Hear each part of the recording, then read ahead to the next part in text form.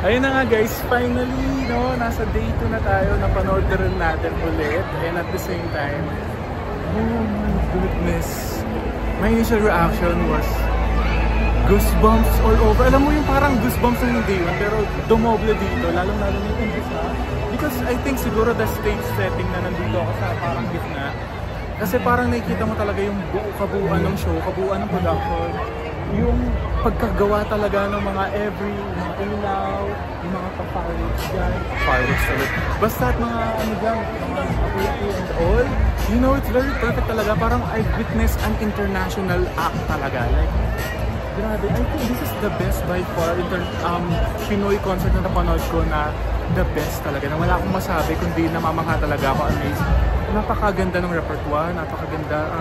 Hindi ko nasabi to sa initial reaction ko sa day 1, but this reaction ko this day 2 kasi parang yung, hindi ko nasabi yung umpisa because yung intro pa lang ng ano, napakagrabe, ano, walang goosebumps talaga ako. Like, mangyak-ngyak ako na parang, ewan ko yung feeling na parang ang ganda talaga ng pagkakagawa. Tapos, I like, sabi ko nga yung mga medley, like kuwari, yung umpisa, yung mga repertoire nila, yung opening nila. Tapos, napakaganda rin nung ilaw, guys. Nung day 1 kasi hindi nila pinerform yun, but pinerform nila this day 2. So, I was surprised and I feel like lucky kasi napanood ko yung both day. Kasi yung ilaw talaga, kahit na may something sa kanila kasi parang in-ear nila, they pull it off. Napakaganda, iba yung pagkakagawa. Yung Moonlight, guys, napakaganda ng areglo, R&B version. And yung mga ballad nila, one of the best as well. Their vocals are good. You know, napakaganda. May yung strength nila isa-isa. Of course, may bias, syempre.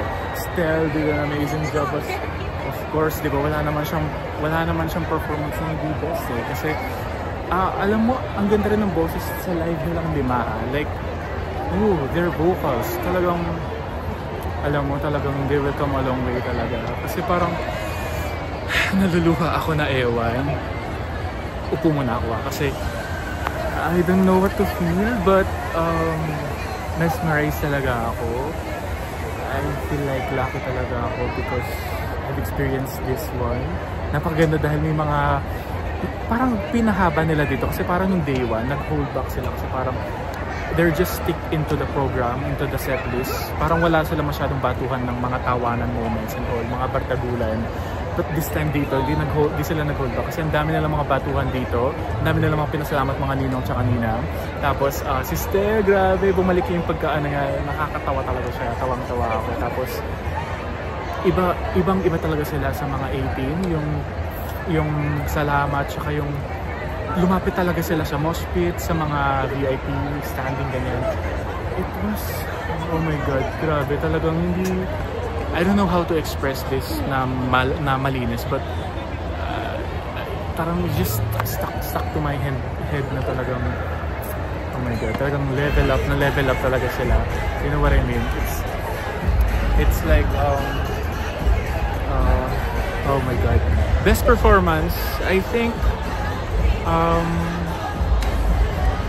the Dam's pretty amazing as well. Alam mo yun, the Dam, yung umpisa talaga, lahat ng mga dance songs nila, oh my god, this is, oh my god, crazy talaga siya. Kaya guys, thank you very much.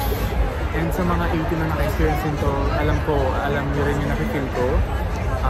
And guys, yung day 1 guys, mayroong parang ang hina ng mic and all ni Josh, and parang may something sa sound system, but this one guys, it's very clear na po siya. Thank you very much, napaka-clear na ng mga boses nila, napakaganda. So, it's amazing, kaya I'm so happy. And oh my god, it was perfect talaga. Kaya thank you very much 18, thank you very much SB19 for this wonderful concert. I will never forget this experience. Thank you guys, till next time.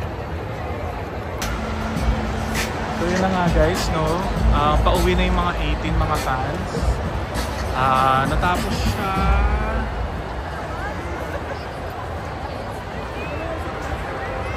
9:05.